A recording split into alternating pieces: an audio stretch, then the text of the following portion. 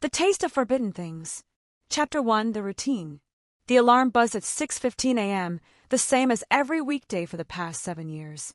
I reached out to silence it before it could wake Daniel, my fingers brushing against the cool screen in the dark. Beside me, he stirred but didn't wake, his breathing steady, his body a warm, familiar weight beneath the sheets. I slipped out of bed quietly, padding across the carpet to the bathroom. The mirror showed me a woman who looked tired, though I had slept through the night.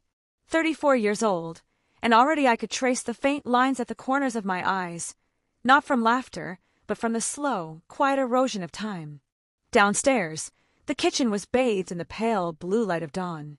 I filled the coffee maker, measured the grounds, pressed the button. The machine hissed to life, the scent of dark roast filling the air. Routine. Predictable. Safe. Daniel came down 20 minutes later, dressed for work, his tie already knotted. He kissed my cheek, a dry, absent-minded press of lips, before reaching for his travel mug. "Big meeting today," he said, pouring coffee. I nodded. "The quarterly review." "Yeah. Might be late." I didn't ask how late. I already knew the answer. Asterisk late enough that dinner will be cold by the time you get home. Late enough that we'll eat in silence, you scrolling through emails, me pretending not to mind. Asterisk. He grabbed his briefcase, hesitated at the door. "Love you." "Love you too," I said automatically. The door clicked shut behind him. I stood there for a long moment, listening to the hum of the refrigerator, the distant chirp of birds outside. The house felt too big, too empty. This was our marriage. Not unhappy, not broken, just worn thin, like a favorite sweater that had been washed too many times. We still fit together, but the shape of us had changed. I used to think love was enough. But love, I was learning, wasn't the same as being seen. And I hadn't been seen in a very long time. Chapter 2, The Temptation. The bookstore was my refuge. Every Thursday evening, after my late shift at the clinic, I would stop at Hartwell's, a cramped little shop with uneven wooden floors and the comforting scent of old paper.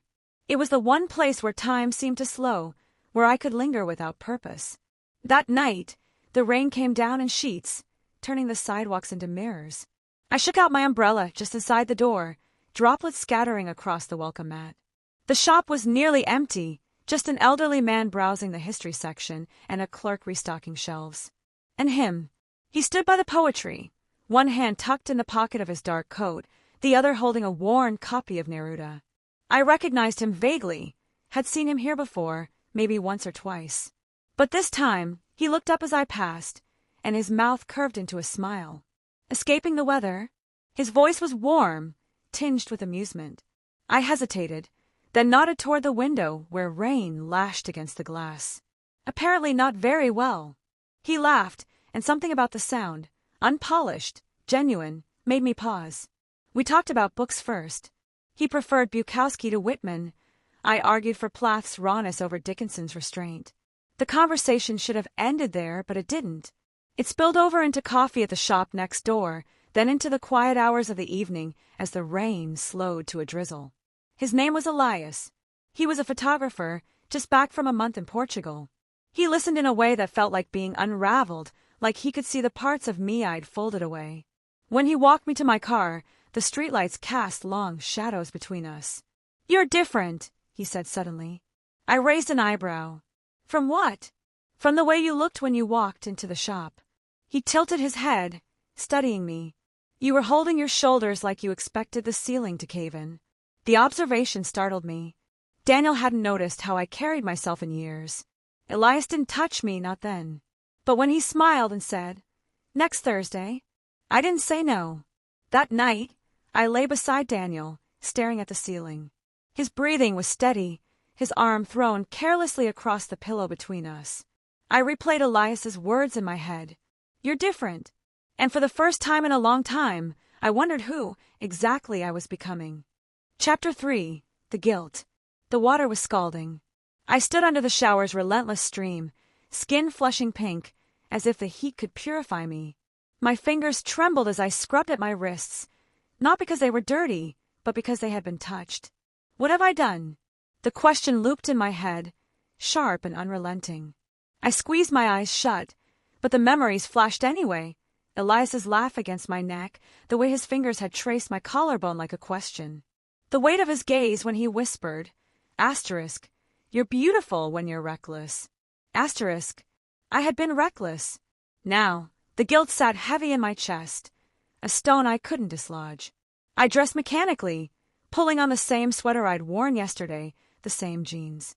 The mirror showed me a stranger, a woman with shadows under her eyes and a mouth that still felt bruised from kissing. Downstairs, Daniel was making breakfast. The smell of bacon curled through the house, ordinary and comforting. He hummed under his breath, flipping pancakes with the same steady focus he gave to everything. Morning, he said, glancing up. His smile was easy, uncomplicated. You're up late. I swallowed. Couldn't sleep. He nodded, as if that were answer enough, and slid a plate toward me. Extra crispy, just how you like it. The kindness in the gesture made my throat tighten. I stabbed a piece of bacon, but the taste was ash on my tongue. He doesn't know. The realization was worse than the guilt. Daniel moved through the kitchen, oblivious, pouring orange juice into my favorite glass. He had no idea his wife had pressed herself into another man's sheets just hours ago, whispering things she'd once reserved only for him. Big day, he asked. I forced a smile. Just work. He kissed my forehead before leaving, his lips warm and familiar. Love you. The door clicked shut behind him. I sat there, staring at the congealing syrup on my plate, and wondered how love could feel like both an anchor and a noose. Chapter 4. The Paralysis. Midnight. The digital clock on the nightstand glowed red as I watched the numbers shift. 11:59, 12:00, 12:01. Time kept moving even when I couldn't. Daniel slept beside me, his breathing deep and even. One arm was flung over his head in that boyish way he'd never outgrown. In sleep, he looked younger, untouched by the quiet erosion of our marriage. My phone buzzed on the nightstand. Elias, can't stop thinking about you. The blue light illuminated my shaking fingers as I typed and deleted 3 different responses. Each one felt like a betrayal, whether I answered or ignored him. I rolled onto my back, staring at the ceiling fan's slow rotation. Its shadows danced across the walls like ghosts. With Elias, I felt alive in ways that terrified me, like I'd been sleepwalking for years and suddenly woke up mid-fall. He remembered how I took my coffee, black, 1 sugar, noticed when I changed my hair, listened like my words were oxygen. With Daniel, there was history woven into my bones. 7 years of inside jokes and hospital vigils, and his hand steadying me at our wedding reception when I tripped in my heels. He was home in every sense of the word. My phone buzzed again. Elias, tell me you're thinking about me too. Across the room, our wedding photo caught the moonlight, Daniel's arms around me as we laughed under a rain of rice. I could still remember how his hands had trembled when he slid the ring onto my finger. The tears came then, hot and silent. I wanted both. I wanted neither. I wanted to rewind time. When my phone lit up a 3rd time, I turned it face down. The darkness swallowed me whole. Some choices can't be made at midnight. Key emotional beats asterisk. 1. The midnight hour, symbolizing her suspended state between past and future. 2. Physical contrasts. Daniel's peaceful sleep versus her restlessness. 3. Technology as intrusion, the phone's blue light violating marital space. 4. Memory versus desire, wedding photo versus illicit texts creating visual tension. 5. Paralysis manifested, inability to respond to either man's needs. 6. Sensory overload, fan shadows, buzzing phone, moonlight, all amplifying her turmoil. Chapter 5. The Breaking Point. The coffee shop door chimed behind me, the sound like a bell tolling. Elias sat at our usual corner table, 2 steaming cups between his hands. His smile faltered when he saw my face. You're leaving him, he said. Not a question, a declaration. I slid into the chair, my knees bumping the table leg. The ceramic burned my palms as I wrapped them around the mug. I didn't say that. You didn't have to. His fingers brushed mine, then retreated when I flinched. It's been 3 months. I can't keep. I know. Outside, autumn leaves skittered across the pavement. A woman laughed too loudly at the next table. The world continued, unbearably normal. Elias leaned forward. What do you want? The question unraveled me. I wanted Daniel's steadiness and Elias's fire. I wanted to stop lying. I wanted to go back to before I knew how good it felt to be truly seen. I need time, I whispered. His jaw tightened. Time is the one thing we don't have. Chapter 6, The Confession. Daniel found the receipt first, a hotel bill tucked in my coat pocket. He held it between two fingers like something contaminated. Explain this. Rain pattered against the kitchen windows. The refrigerator hummed. I counted 3 breaths before answering. I've been seeing someone. The words hung between us, ugly and final. Daniel's face did something terrible. It collapsed and reformed in slow motion, like watching a building implode. For how long? Since September. He laughed then, a shattered sound.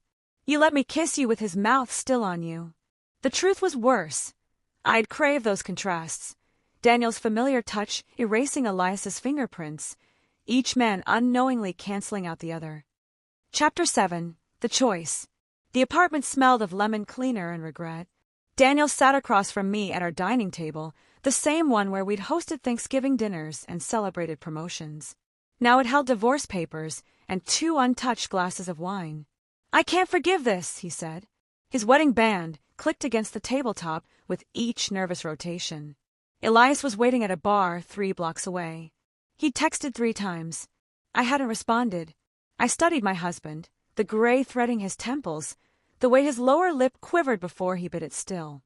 I could see every year we'd shared etched into his face. Sign the papers, Claire. My pen hovered. For the first time in months, the choice was clear. Neither of them.